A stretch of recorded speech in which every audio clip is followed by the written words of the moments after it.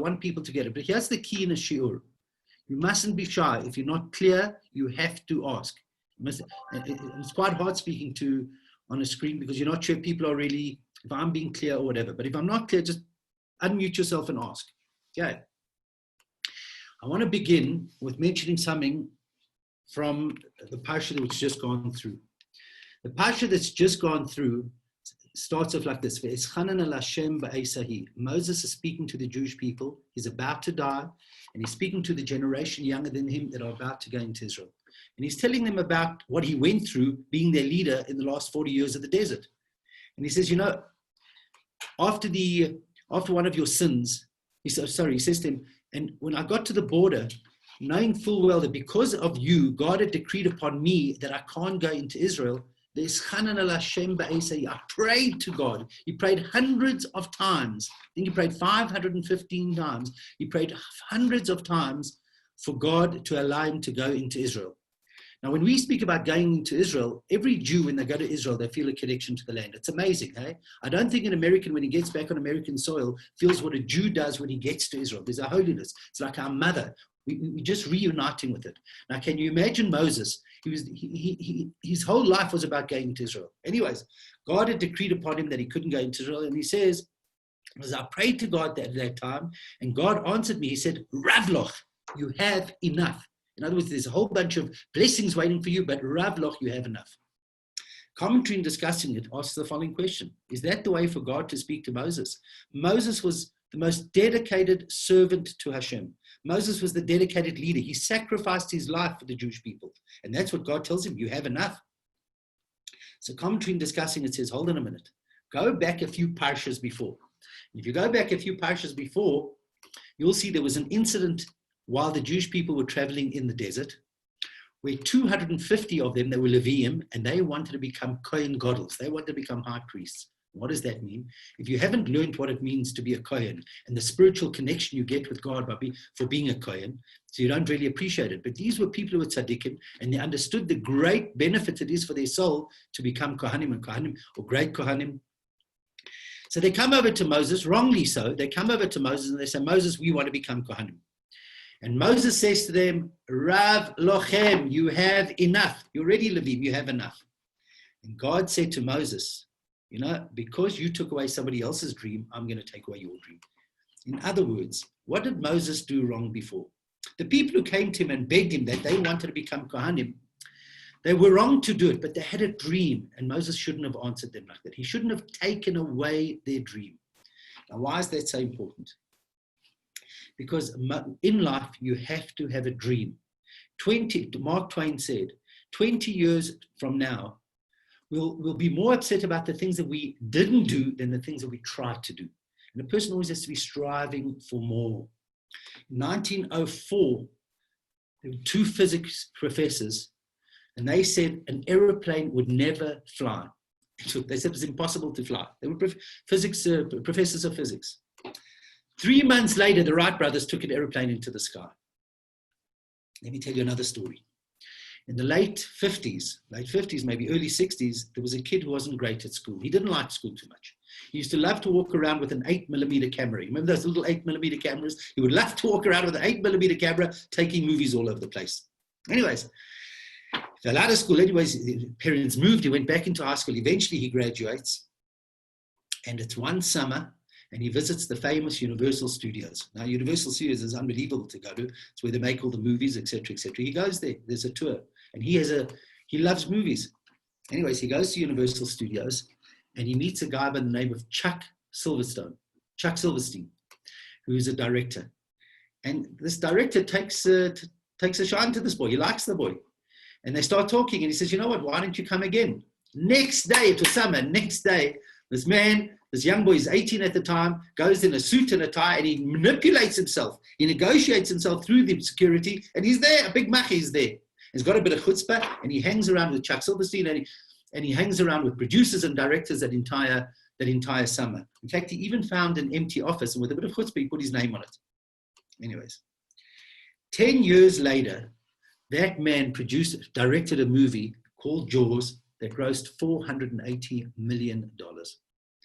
And what commentary is really saying to us is you have to have a dream in life.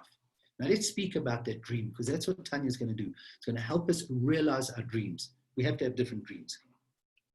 And everybody's entitled to a different dream in life. For some, they want to become exceptionally wealthy, and there's nothing wrong with that, as long as they're being kind with their money and et cetera, and not earning it in a dishonest manner. There's others who want to turn the world upside down with education. There's others who want to do acts of goodness and kindness and teach underprivileged. Everybody to their own, but you've got to have dreams. Well, one of the dreams that you have to have is self-development as well. According to the Torah, based on our astrological sign, we'll discuss astrology a lot later on. Based on our astrological sign, we're going to have a certain temperament. We're going to have a certain temperament. Let me be clear. We said before in the previous year, we have two souls within us. One is an animal soul. That animal soul falls under the laws of astrology. The reason why you're not allowed to go to an astrologer is because within 1 second, you can change your destiny in life.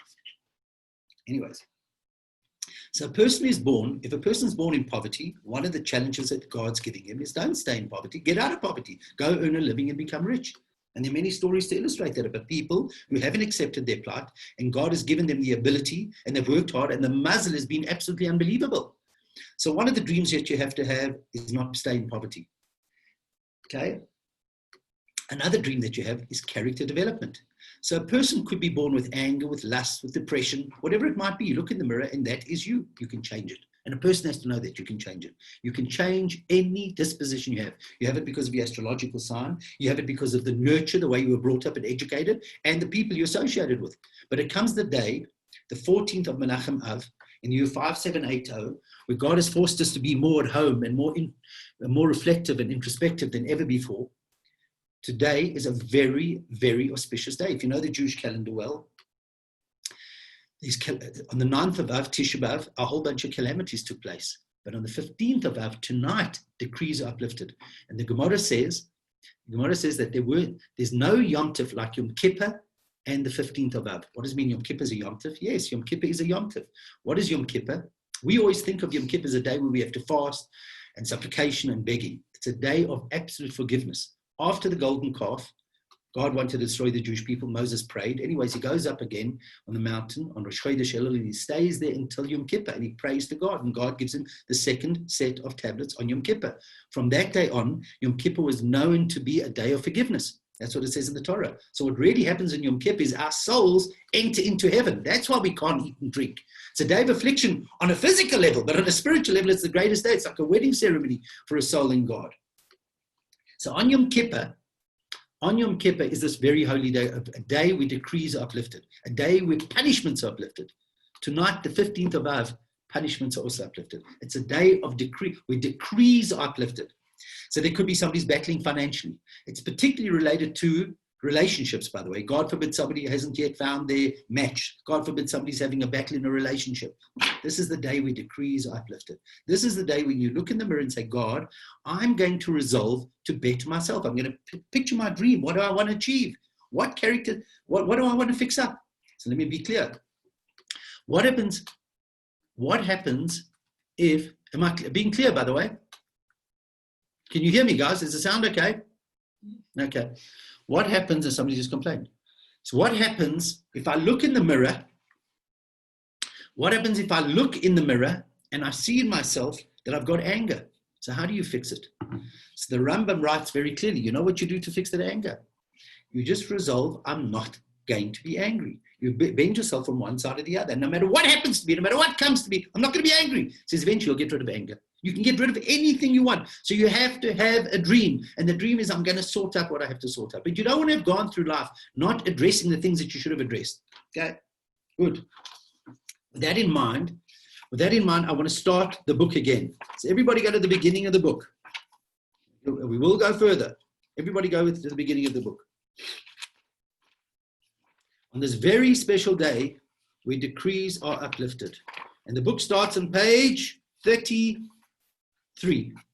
Now remember, we're not on Facebook, so we can be in a classroom over here. Okay, good.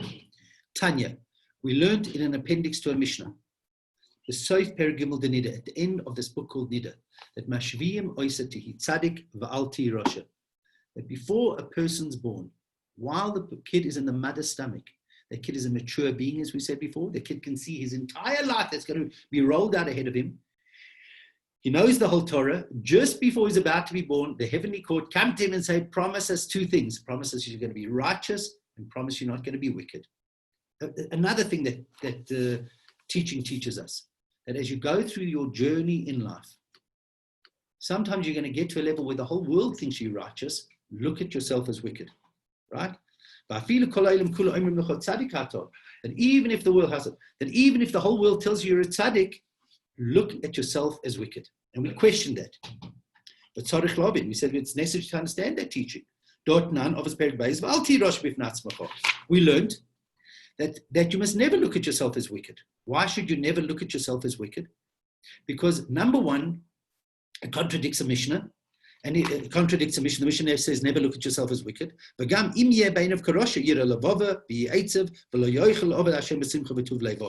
if you do look at yourself as wicked, it'll lead you to become depressed and a sore heart, and you won't be able to serve God with happiness. In other words, if I've done wrong in life, I've got to put it behind me, as we said last week. I've got to fix it up. And any sin you can fix up in life. But I can't look at myself as wicked. Because if I look at myself as wicked, I'm going to become depressed and I'm going to sin. I'm going to stay down. You know, it's interesting, just on that point, the person who brought the most destruction to the world, Cain killed Abel. But the Torah tells us the most amazing thing afterwards about Cain. After that, the Torah says the most ridiculous piece of information, that Cain went on to build cities and name them after his child. So what is the Torah telling us that for? And the Torah is telling us a very important message to somebody who's messed up their life. That if you've messed up your life and you've resolved to fix up your life, you don't stay wallowing in guilt. You go and you build cities. You never allow yourself to wallow. And that's what the Torah is telling us over here. That's what the question is over here. If you look at yourself as wicked, you're going to become depressed. You're not going to be able to serve God with happiness. Now, if you say to yourself, that if you do look at yourself as wicked and you don't become grieved, it's going to lead you to a frivolous nature. It's going to lead you to irreverence. Okay, that's what we said up until now. Is everybody clear, by the way? Clear? So we've asked questions over here. How can that Mishnah, how can that Brisa, how can that appendix tell you to look at yourself as wicked? If you look at yourself as wicked, number one, it contradicts a Mishnah, and number two, it's going to lead you to depression. And if it doesn't lead you to depression, it's going to make you irreverent. Okay, good. Just on that point, by the way, of not looking yourself as a Rasha, not looking yourself as wicked, I want to share with you a story. When the Jewish people were about to go into the land of Canaan, right, as we mentioned last week, Joshua was commanded by God to send spies. And they go to a town of Jericho. We still have to come back to that story. They go to the town of Jericho. So if you follow the Torah well, Moses is dead now. Joshua is leading the people into the land of Canaan, which becomes the land of Israel. And Joshua sends spies to Jericho, a border city, a strategic city. And he sends them to the house of a woman of ill repute. Her name was Rachav. She was apparently the most beautiful woman to ever live. And for good reason, he sends them to the house. The two people that he sends there is Kaleb ben Yefuneh and Yeshua ben Nun, two great, holy human beings. Anyways, this woman was a woman of ill repute for 40 years. She was 50 at the time, and she became a woman of ill repute at the age of 10. When these two tzaddikim walked into her house, she looks at them, and all of a sudden, they looked into her soul, and she realized the greatness that she had within her. That although she had mucked up her life, within her was a godly soul that was just very lonely and always looking to the abyss of misery, and she wanted to fix up her life. And she decides as follows. She says, you know what? I will help you, spies. I'll help you. I'll help you in your mission, but promise me that when you come into the land of Canaan, you'll accept me and my family. And she does a deal with God. She says, God, I'm putting my past behind me. These two people who looked into my eyes did not come to satisfy their lust, but they touched my soul. I want to repent. Please, will you save me? Anyways, and that's the deal. It's a whole story how she helps the spies. But that woman of ill repute then is saved, and she's now saved. And who does she go on to marry? That woman of ill repute, who was a woman of ill repute for 40 years, goes on to marry Joshua, the leader of the Jewish people. And it is such a bizarre, but such a beautiful story to live with. Because when you get your life right with God, no matter what you have mucked up, no matter how bad it is, if you get your life right with God, everything else will come right. Can you imagine what the tabloids of the day said when Joshua marries this woman? Right? Because if God decrees it, nothing can hold you back. And that's what Tanya is trying to tell you over here. Tanya is trying to tell you that you never become depressed in life. You fix it up. Okay? So how dare this teaching teach us that even if the whole world tells you you're righteous, you have to look at yourself as wicked. Good, let's go further. I'm on page 35 at the top. We still haven't answered the question, why 2 oaths, by the way. Why do we make 2 oaths? Okay? We explained before, why do you make these oaths? Because it goes into your spiritual subconscious. Remember we said like this? We said before in the first year that if somebody locks a kid of 2 years of age into a cupboard and the kid forgets about it on a conscious level, that kid could suffer for the rest of his life from claustrophobia because of what happened to it. So the same thing, we made these oaths. We don't remember it on a conscious level, but on a subconscious level, on a spiritual level, those oaths are on our subconscious, and it motivates us every day of our life to do the right thing. And we don't realize how much power we have within us, by the way. Here's a key rule in life. The commensurate to the challenges that you have in life is the wherewithal to overcome it. We have a wellspring. We have a wellspring within us of energy. I don't have explained before. The Torah speaks a lot about wellspring. What's a wellspring? It's a fountain underneath the ground. That's our soul. There's a fountain, there's a wellspring. What's the difference between a river, a lake, a dam, and a wellspring? A river, a dam, a lake can be dried up. It can be dried up. A wellspring can never be dried up. It can be diverted. It can be blocked up. It can never be diverted. You just got to dig deep and deep. And I challenge everybody sitting here. You have no idea the intelligence that we have that we don't use, the emotional energy that we have that we don't use, the power to overcome. And that's what the Torah wants you to do. It wants you to dig deep, deep, deep within. That's the challenge. How dare we go through life flirting with life? How dare we go through life flirting with ourselves and not giving it the best? How dare we? We've got to pick what we want to do, but we've got to go deep, deep, deep. The biggest challenges are there to bring it out within you. And if you look back in life, by the way, what will really come out in this COVID time? This COVID time was, the world before COVID was out of kilter, actually. We were like flirting with life again. It was just going through and we got into mode, we're traveling, we're doing this. All of a sudden, it's a different life. And it's the wherewithal. Go look deep, deep inside. Deep, deep inside and bring out that wherewithal within you, that energy to overcome. And it's in every aspect. But over here in this book, we're going to speak about character. We're going to speak about developing ourselves and doing what we should be doing. And once you understand this book, you understand everything about people, by the way. Okay. But anyways, now that he's asked these questions, I'm going to repeat these questions week after week to make sure you've all got it clearly, because it takes time to digest that first teaching. Good. Now to explain it for the next 12 chapters, the Alter Rebbe is going to tell us, if you want to understand how that brisa, how that appendix could tell you to look at yourself as wicked, and how it could tell you that even if in order to understand the brisa, in order to understand that appendix that says to you that even if the whole world tells you you're righteous, you should look at yourself as wicked, that contradicts a Mishnah, and it will make you depressed. To understand this, I'm not going to answer the questions now. I'm going to take you on a journey for 12 chapters. And in chapter 1, as I said before, the main thing we're going to learn in chapter 1 is 2 souls. So before this book was written, actually, people didn't know, Kabbalists knew it, but the average man in the street did not know that we had 2 souls within us. We are going to discuss these 2 souls at length. We're going to be so in touch. We're going to get to know our souls. We're going to get to know our souls. We're going to fall in love with our souls, actually. We're going to understand why the naughty soul's there. We're going to understand it. After we've understood that, then he's going to answer the questions. Then he's going to answer the questions. But before that, so let's go further now. We first got to understand about people. We find in the Gemara 5 types of people. Now, what I'm going to do after the shir, by the way, I'm going to send you a timeline. There's just like lack of background information that you people should have that you can refer to just to put the whole Torah together. So let's start again, top of page 35. We find in the Gemara 5 types of people. So all of a sudden now we've been introduced to something, that not everybody's the same. In fact, the Gemara says there are 5 types of people. Who are the 5 types of people? As we said last week, Tsatik v'tovlo. What does it mean, Tsatik v'tovlo?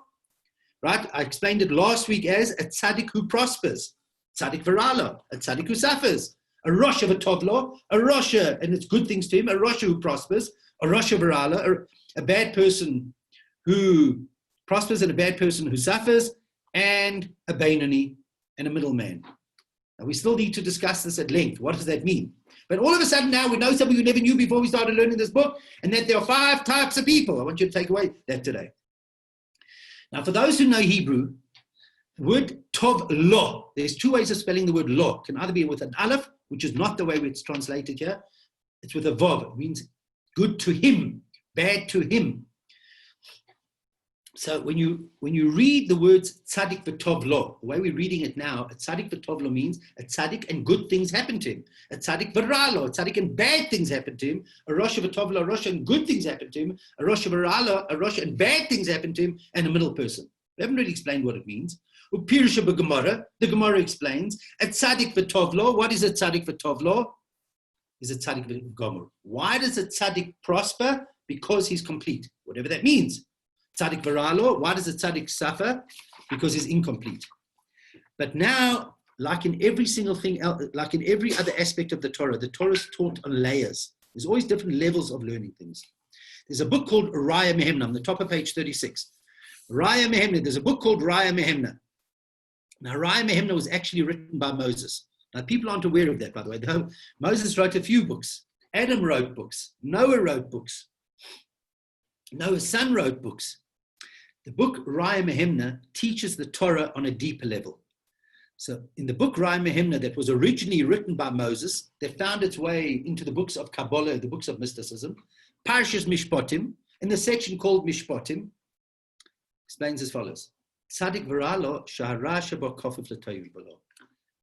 Now I've got to be clear here, and I hope you all have it with the challenges of Zoom. A tzadik varalo, it explains the word tzadik varalo. It's a tzaddik who has bad, right? Not a tzaddik varalo, a tzaddik who suffers. He reads it differently. In the simple explanation, a tzaddik v'tovlo and a tzaddik varalo meant a tzaddik v'tovlo, a tzaddik and good things happen to him. A tzaddik varalo, a tzaddik bad things happen to him. Why does good things happen to the tzaddik? Because he's perfect. Why do bad things happen to the tzaddik? Because he's incomplete. There's a different way of reading this. The word tzaddik v'tovlo doesn't mean that good things happen to him, but he only has good in him. A tzaddik varalo means we're not looking if he suffers or prospers. Tzadik varalo means he has bad in him. He has bad in him. So they're not looking at the word tzadik varalo as that he has, that bad things happen to him, but rather varalo, he has a little bit of bad within him.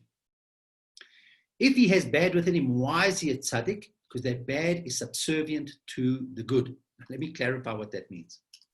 When a person's born, in our one soul, as we will learn later, because of our astrological signs, and because of nurture, we know that our soul is made up of fire, water, earth, and air. So some of us are going to be prone to anger. Some of us are going to be prone to lusts. Some of us are going to be prone to arrogance. Some of us are going to be prone to depression. And that's why, by the way, and there's so many configurations of this, and so many other things come into play. That's why the Torah says you can never, ever judge another person. You know why you can never judge another person? Because you don't know what they are. You don't know what they're going through. If I don't have depression in me, if it's not part of my astrological sign, and I was brought up in an upbeat home, I don't even know what depression is. I can't relate to somebody who has depression. Now, these are the 4 things a person's born with. What happens if a person hasn't conquered these things? It's going to be an internal fight his whole life. It's going to be fighting with depression. The way he processes the world is in a depressive manner. A lustful person will always be lustful. But what happens if a person works to such a degree where he gets rid of all the evil? He goes on a whole program and he gets rid of all the evil. And by the way, people can achieve much more than we think we can achieve, by the way. I've seen people transform their lives completely. Unbelievable. But what happens if a person works on himself to such a degree that he's got rid of all the bad within him? There's no more depression, there's no more anger, there's no more lust, there's no more vanity. Bang, he's perfect. Now, he's got absolutely nothing within him. And let's say God helps him, which we'll elaborate in another show. God takes away any trace within him whatsoever. He only has good within him. He's completely righteous. That's called a tzadik v'tovlo. He's got no evil within him whatsoever. Absolutely no. So the people who exist in this world, like the Rabbi, that had absolutely no evil. They're totally godly people. Now, whether they're born like this or ultimately becomes a gift from God, these people are totally angelic people. They live in the spiritual heavens. They can jump into the higher levels. Not only can they see the spiritual world, we're blind to the spiritual world. What can we see? We can see brick and mortar. That's what we can see. There's some people who are so unempathetic they don't even know what the person next to them is feeling. Right? There are people like that. Some people are more empathetic and some people aren't empathetic. They can't even think what people are feeling around them. They can't identify with it. They certainly can't see the spiritual world. And Tzadik Betovlo is not only totally empathetic, he not only picks up the thoughts of people around him, but he can see what's happening in the spiritual world. He's totally godly. He's got no evil within him. That's a Tzadik Betovlo. It's Tzadik who only has good within him. King David achieved it by fasting, by the way. We'll discuss King David later. But the tzaddik can go into the spiritual world. Some tzaddikim are so holy that they don't just see the spiritual world, they can actually jump into the spiritual world. Gemara tells amazing stories like that, by the way. They just jumped in. We all know the story of Elijah the prophet. That's what Elijah the prophet did. He wasn't the only one. In and out. He jumps in, he comes back. Unbelievable. They're totally godly. But what happens if there's a tzaddik who hasn't got rid of, he's got rid of 99.9% of evil within him. And the only thing that remains within him is, let's pick one of the four, whether it be depression, lust, anger, or vanity. Let's pick lust. There's a trace of lust within him. Trace of lust within him. So let's say his lust is for cheeseburgers. Okay, let's say it's for cheeseburgers. Now we know that God doesn't want us to eat cheeseburgers. Let's not go into the reason for that. But right now, like a whole bunch of things that God doesn't like, one of the things that God doesn't want us to have is cheeseburgers. But let's say this person was born with a natural desire for cheeseburgers. That's what he likes. He falls in love with cheeseburgers. He's worked it himself. Anyways, he's got rid of vanity. He's got rid of depression. He's got rid of everything else. But there's still a trace of this. What would be, and I want to give you a bad, but it's so small within him, that lust for cheeseburgers, it's so small that it's not there. I'll give you an analogy how something can be there and not there. I'm going to give you two analogies. Please, the one is a bit grob, but it'll help you understand it, and the other is from Kashrut. I'm going to keep you 5 more minutes today, if you don't mind. If you go swim in a swimming pool, excuse the coarse analogy, but it's the only one I can think of that really hits home. If you have a swimming pool at home and little kids come to the swimming pool, by and large will swim in that swimming pool, even though a kid might have relieved himself there. Why would we do that? Because we'll say to ourselves, there's 50,000 liters of water in the swimming pool, 100 milliliters or 30 milliliters of urine, it's like nullified there, it's not there. It's 100% fine, I can swim in the pool. But if I took that water to the SABS, to the South African Bureau of Standards, and I took the water there and they'd made a proper study of it, they would find there was a trace of urine from the kid. So why would I swim in it? Because it's like nullified. It's like not there. That's the tzaddik's evil within him. It's there, but it's not there. The SABS will pick it up. Not perfect H2O. I'll give you another analogy, a little bit more complicated to understand. Jewish law understands the concept of nullification. Jewish law understands the power of nullification. So what does nullification mean? If I have a big soup, a big meat soup, my chai is cooking a big meat soup, and accidentally I drop a little bit of milk in it or a little bit of pig in it, touch, we can't identify it, but it dropped in there. 100% kosher. Why is it kosher? Because it's nullified. It's less than a 60th. Okay? It's less than a 60th. Now, but if I really examine it, if I took it to the SABS, it's not pure meat. There's a touch of milk in here, but it's so small it's kosher. That is the Tzadik Varalo. The Tzadik Varalo is a trace. He has a trace of evil within him.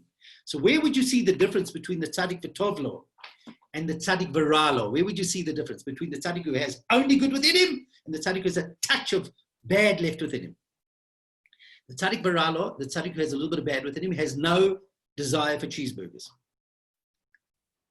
But what will happen? They both walk into a restaurant and they both see a cheeseburger. And they both see milk and meat. The Tzadik B'tovlo vomits. He feels sick inside. He feels sick. It's an abomination to God. He feels sick with it. Like, by the way, a lot of Jewish people, just when they see meat and milk together, they feel a bit sick. The Tzadik B'tovlo feels sick. Sick as in God hates cheeseburgers. I don't like cheeseburgers. Or he sees a Jewish person eating a cheeseburger. The Tzadik Varalo has no desire, no lust for the cheeseburger, but he doesn't feel sick. Because the more in love with God you are, the more sickened you will be with things that God doesn't want you to have. I want to be clear here. God's only sickened when a Jew eats a cheeseburger, not when a non-Jew eats a cheeseburger. And that we'll discuss also another time. So what's the difference between the Tzadik v'tovlo and the Tzadik v'ralo? The Tzadik v'tovlo is sickened by bad. The Tzadik v'tovlo is sickened by bad. The Tzadik v'ralo is not sickened. Now, I want to complicate you, and I hope you'll come back, because I'm going to keep you 5 more minutes, because I just want to teach you another law of nullification. But I don't mean to be too technical. There's another mad law in Jewish law. There's another mad law in Jewish law. And the law is as follows. Let's go through this law of nullification, because it comes up a lot, by the way, in Jewish law. I don't know if you know this, but a tree in the first 3 years of bearing fruit, what's the law? Its fruit is not kosher. You're not allowed to eat its fruit, by the way. Very strict law. First 3 years of a fruit-bearing tree, its fruit is absolutely forbidden. It's like eating pig. Okay? Good. Now, here's the rule. If you're in Israel and you're not sure if it's the first 3 years, if it's in the first 3 years of yielding fruit, you're not allowed to eat the fruit. In diaspora, if you walk into Oakland's farm store, you're allowed to eat the fruit, because in diaspora, you have to be 100% sure. Diaspora, questionable orla is fine, but if it's 100%, you're not allowed to eat it. And that's why we're allowed to buy fruit in South Africa without checking, but in Israel, you have to check. And you'll see if you go to a vegetable store in Israel, it'll say, we've checked for orla here. Okay, good. Is there an exception to the rule here? What happens if I have I have an orchard, and I picked all my apples, and some of the apples came from a tree. I had hundreds of trees that weren't orla, they were after 3 years of producing fruit. They produced fruit for 5 years.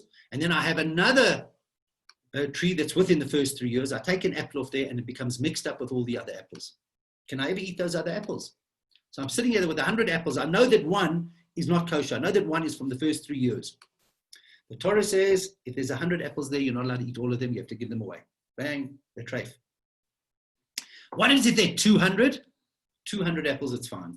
Because after 200, it loses its power. It loses its ambience. So by meat and milk, it has to be 60 times more. It has to be 60 times more meat than milk. By orla, by this particular law, the Torah says it has to be more than 200. And that's when all the apples become kosher. If not, all the apples are not kosher. And then the Torah gives an exception to the rule. It's lack of this. And the exception is as follows. What happens if it's not apples that have become mixed up, but a grove has become mixed up? What does it mean, a grove? I had 500 trees. These trees are 8 years of age. So all the apples that come off these trees are fine. But there's one tree, I can't remember, but there's one tree I know that is under 3 years of age. It hasn't yielded fruit for 3 years. The Torah says, even if you have 1,000 trees, as long as there's one tree that is in the first 3 years of yielding fruit, it's not kosher. What's the difference? When it comes to apples, 1 in 200 is nullified. When it comes to trees, even 1,000 are nullified. And the Torah says the most amazing thing. You know why it can never become nullified? Because if something is connected to its source, if something is connected to its root, it can never become nullified. An apple that's removed from the source, an apple that's a separate entity, can lose its ambience. But something that's connected to its source can never lose its identity. Now, how does that help all of us here as we stand on this very special day before the 15th of Av? Yeah. I woke up this morning, and we all wake up this morning, and there is drama. There is drama. You've got 25 emails to look at, 57 SMSs, 500 SMSs to look at, 150 WhatsApps to look at. We become overwhelmed. We become overwhelmed with our family, with our parents, with our kids. We're overwhelmed. We are so overwhelmed in life. And we hit from all sorts of directions. We don't know what's going to be tomorrow. We're overwhelmed. Anybody ever get that feeling? Do you ever feel overwhelmed? Anybody? So here's the rule. This is where it becomes beautiful. I want you to learn this. It's so lack of this. If you're not connected to your source, you'll become overwhelmed. You'll be like the apple, and you'll lose your ambience. You'll become overwhelmed by the world. But if you stay connected to your source, if you stay connected to your root, if you realize that God has put you in this, and you're connected to your root, you know that there's a godly mission in everything, the whole world will never overwhelm you. Isn't that lekker? The world will never overwhelm you if you're connected to your source. And that's really what the Torah is telling. And by the way, you can do this with every law in the Torah. You can learn on a psychological level. So come back to the law. The apple that's removed from the tree can become overwhelmed. If you remove from your source, the world will get you. If you're connected to your source, you'll never become overwhelmed. And who is a person like that? Of course, Joseph. Joseph, as we said in the first year, went through absolute hell in life. Orphaned young, his brothers sold him into slavery, accused of rape, went through hell. But what happened? He never became disconnected from his source. The world never overcame him. Eventually becomes prime minister. And that's why he becomes one of the most favorite characters in the Torah. Now, I'm scared because I kept you 5 minutes later, so I hope I'll see you next week. Rabbi Masinter, can you send me the recording? I missed the Zoom cut off. So if you could send me from today, because I missed half of it. Thank you. It was amazing. Thank you. Lovely to see everybody. If I'm not clear, please WhatsApp the question to me privately or publicly. Cheers, guys.